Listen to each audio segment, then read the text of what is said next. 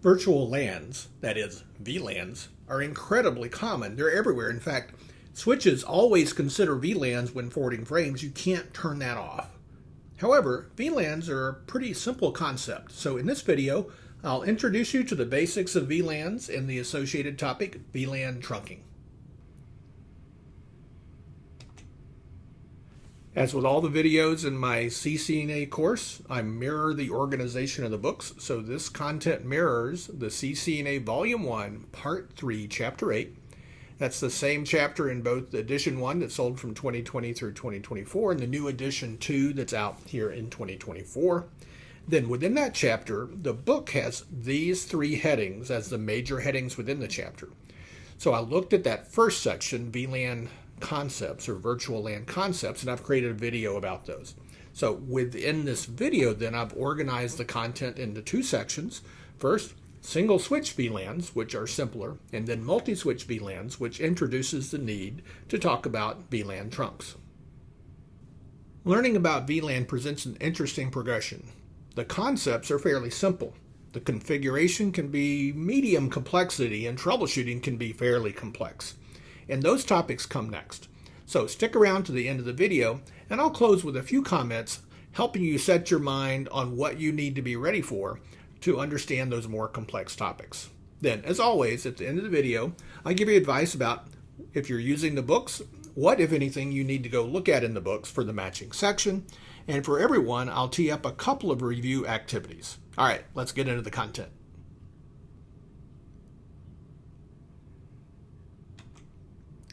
So let's consider this switch. It's got a bunch of PCs connected to it. It's got some ports. And the box up top represents its MAC address table. Well, if you're following my book in sequence or these videos in sequence, we've pretty much ignored virtual LANs or VLANs. But that MAC table is going to list a VLAN. It's going to list the VLAN, the port, and the MAC address. Not just the port and the MAC address for each of those learned MAC addresses. And by default, it's going to associate every port with VLAN 1, as if each port is assigned to one VLAN, and that VLAN is VLAN number 1. That's the default. So what is a VLAN in the first place? Well, let's back up and talk about what a LAN is, and then virtual LAN. So think of a LAN as the following. A LAN is the set of devices for which each device can send a unicast frame to each other device, and the network will make sure that the frame is delivered. So if I see these 24 PCs, all 24 of those PCs being in VLAN 1 can send a unicast frame to any of the other 23 PCs, and that switch is going to make sure it gets delivered. Whether it's flooded or forwarded just out one port, the switch will take care of that. So think of that as a LAN. Another way to think of it is this. Any of those 24 devices, if they were to send a broadcast, that frame would be flooded, and it would be flooded to all the other devices in the LAN. All right, so if that's a LAN, then what's a VLAN? Let's use this backdrop. We take that same switch, and this rectangle in the middle represents that same switch, but with some open space, so I could put some things inside, right? So via configuration, I've separated out the first 6 ports to now instead be associated with VLAN 11. So those ports are in VLAN 11. The next 6 ports on the right are in VLAN 12 via configuration. So what does that mean? We have virtually created, which is another way to say via configuration, we have created 2 separate LANs, VLAN number 11, VLAN number 12. There is a number associated with them. Then look at the MAC table representations above the switch. We've got VLAN 11 associated with any MAC addresses learned in the left-hand 6 ports, and VLAN 12 associated with them. But the real key to understanding here now is to think about how forwarding happens now that we've configured some ports to be in one VLAN and some to be in another. So let's focus on that forwarding for a moment, thinking about flooding. And we'll pick on PC1. PC1 sends a unicast frame. Maybe it's addressed to PC6, but PC6's MAC address is not in the MAC table. So normally, as we've talked about before, a switch would flood that frame, right? So that's what the thought bubble up on the upper left is trying to tell us. The frame is destined for PC6. It came in a port in VLAN 11. That's the extra logic. It came in that left-hand port, and that configuration in the switch says, hey, this port is in VLAN 11. So the switch thinks this frame is in VLAN 11. So all of its processing and thinking about matching the MAC table is going to be in the context of VLAN 11. So there's no MAC table entry in VLAN 11, that's 3A, that matches PC6's MAC address. So the switch logic is to flood. But where does flooding happen in this case, right? Per VLAN. Everything that we used to talk about as happening in a LAN now happens in the subset of ports that are part of the virtual LAN, the configured LAN, if you will. So that frame gets forwarded out to PCs 2 through 6. But it's kind of like there's a wall between VLAN 11 and VLAN 12 inside the switch. A layer 2 switch, a switch that's doing layer 2 forwarding functions like this switch, does not forward frames in between the VLANs. On purpose, it's a design point. We're choosing by design to separate the left-hand ports from the right-hand ports from a forwarding perspective. All right, so those are the basics of how VLANs work. Now you might think, hey, that poor left-hand VLAN 11 and the devices in VLAN 12, they might actually want to communicate some way, shape, or form. How do we do that? Don't we want them all in the same VLAN so they can communicate? No. It turns out there are some design points that, quite frankly, we haven't gotten enough information out yet to tell you what all the design points are. But what you can do is you can connect a router to both VLANs. Now, routers forward based on IP addresses and layer 3 concepts. So here we just show that hockey puck at the top that represents a router. It could be a physical router with cables, 2 cables connected to the switch, one connected to a port in VLAN 11 and one connected to a port in VLAN 12. And it could route, that is, it could receive IP packets in one interface and forward them out the other. Now, why does that make sense? Well, it turns out, by design, when you put the PCs on the left in VLAN 11, from an IP perspective, you'd probably also put those in their own subnet, like it's labeled there at the bottom left as subnet A. And the devices on the right, they'd end up in subnet B, if you will, just to keep it generic. Then the router can route the packets between the hosts using routing logic.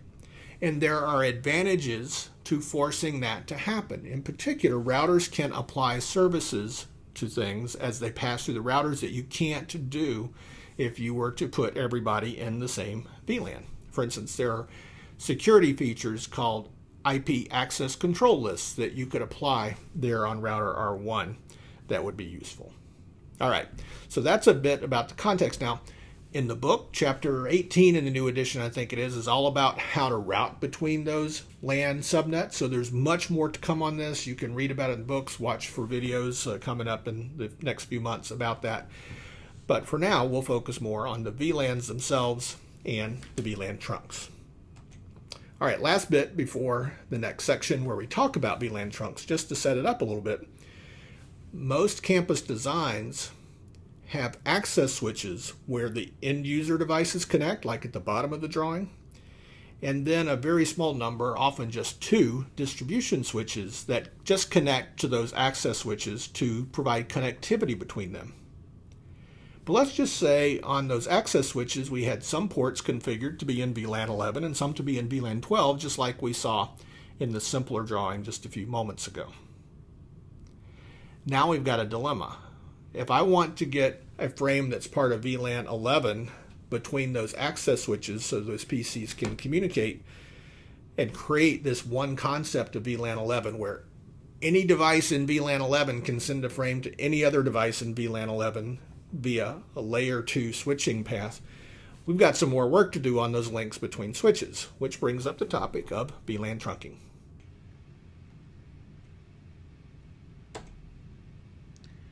So let's talk about VLAN trunks, but first I'm going to show you a case where you don't need them, where you might think that you should. So we've got ports on the left-hand switch that are in VLAN 11 and ports on the right-hand switch that are in VLAN 11. So to support traffic between switches, but it's only for one VLAN, you could just put that link in between the switches also in VLAN 11. And now you'd have a path for frames to come in from the left, go across to the right and down, and vice versa, all in VLAN 11. So we use access ports. Access ports, or access links, by definition, have one VLAN ID associated with them, and the switch just assumes frames received and sent on that port are part of that VLAN. So for instance, a frame that comes in this gig 101 port, the switch logic would be like this. Hey, I received a frame there, it's an access port, it's configured access VLAN as 11, so I assume this frame is part of VLAN 11.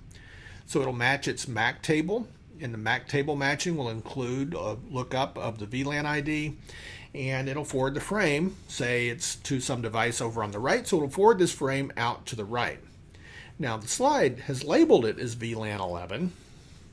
It's really the whole thing is VLAN 11, but it makes it look like the frame's part of VLAN 11, but the right-hand switch doesn't know that it's in VLAN 11 until it applies that same logic.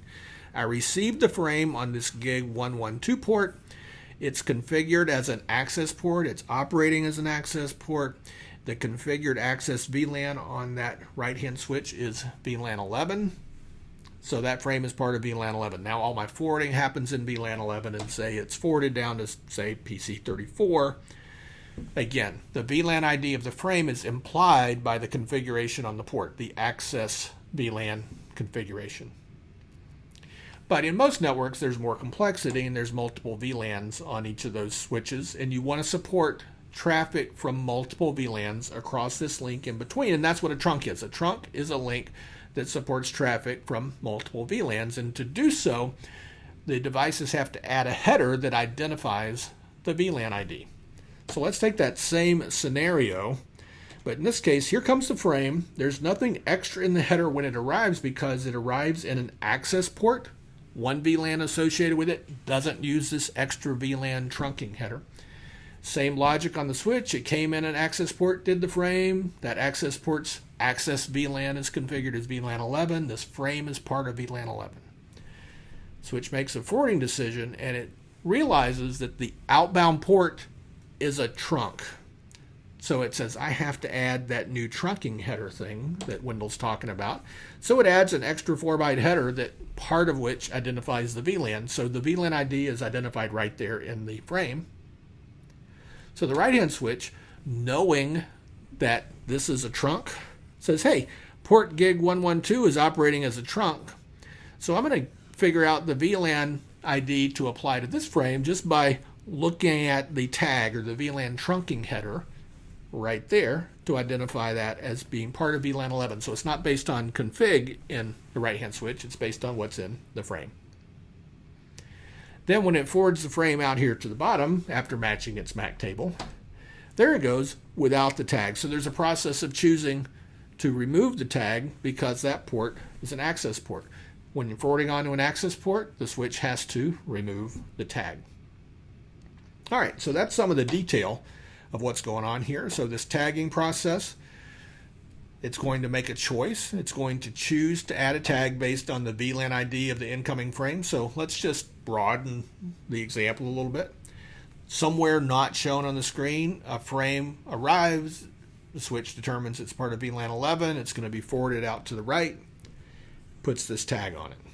The next frame arrives, it's part of VLAN 12, puts this tag on it. Next frame arrives, it's going to go to the right, puts this tag on it, and so on. There could be lots more VLANs. So whatever VLAN ID it associates with the frame, he's going to forward it onto the trunk. He adds the VLAN header with the appropriate VLAN ID as the VLAN ID field in that tag. All right, a few more things about VLAN trunks and tagging. Just to emphasize the point, we want to remove the VLAN tag before sending onto access links. And when they arrive on access links, there's no tag. So this PC1 is still connected to an access link. But before I forward on the trunk, we have to add this VLAN 11 tag. There it is. And the switch on the right, lots of words there in the thought bubble, but before forwarding on an access port at the bottom, we're going to remove the VLAN tag. So there it goes without a VLAN tag. So expect to see the VLAN tags as the frame crosses the trunk, but to not see them, the VLAN ID is implied because the tag's not in the frame when it crosses an access link. All right, so what's this tag look like? Well, there's an IEEE standard 802.1q that defines it. It's a 4-byte field. If we expand that a bit, we see some of the details of the field in the last 12 bits are the VLAN ID. That means we've got 2 to the 12th or 4096 VLAN ID numbers. Our configuration and show commands will list them as decimal numbers, which is nice and handy. We don't have to think about them in binary. The numbers 0 and 4095 are reserved. There are a few other reserved numbers, but by and large, most of the numbers are available for use. All right, so that's the trunking header. One last oddball comment or thought, and then one sum up here. So hang with me. Native VLAN is an 802.1q feature meant for backwards compatibility. The standard's like close to 30 years old, so there's not a lot of backward compatibility issues to worry about anymore. But just so you know it for the test, here's the idea. Normally on a trunk, we label a frame with a tag and identify the VLAN. The native VLAN is one special VLAN for which the absence of a tag implies that one special VLAN. Yeah, I know. So here's the logic. Hey, if I'm going to forward or going to exit a frame out of trunk, and if that frame's VLAN is the pre-configured native VLAN ID on that trunk, in that case, instead of adding a tag, just don't add a tag. So the absence of a tag implies that VLAN ID. And on the flip side, by the way, there's a tagged frame, but the next one that comes along on a trunk might not have a tag. So if that frame is sent without a tag, what does the receiving switch have to do? It says, hey, if I have a frame arriving on a trunk and it doesn't have one of these tags, it doesn't have a trunking header, then I'm going to assign it to, you guessed it, the native VLAN. All right, by the way, VLAN 1 is the default native VLAN, but it can be configured to some other value. To wrap up, if I have multiple different VLAN IDs down here on these access switches, then I'm going to need all these links to be trunks to support layer 2 traffic between all those access switches. So if you look down here, we've got some VLAN 11 and VLAN 12 devices. So we're typically going to make all those switch-to-switch links trunks.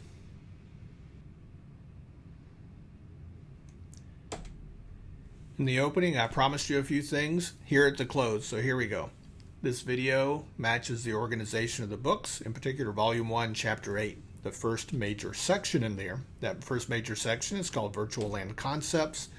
What does the book have that you didn't get here? Well, there's a couple of paragraphs about the predecessor to 802.1q called ISL from Cisco. It's brief, it's historic. I'm not worried about it for the exam, honestly.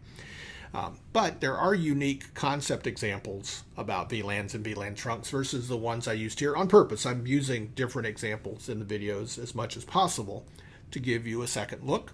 So that would be a benefit if you'd like to learn more. A lot of people are already giving me feedback that they like the combination of the video and the book content.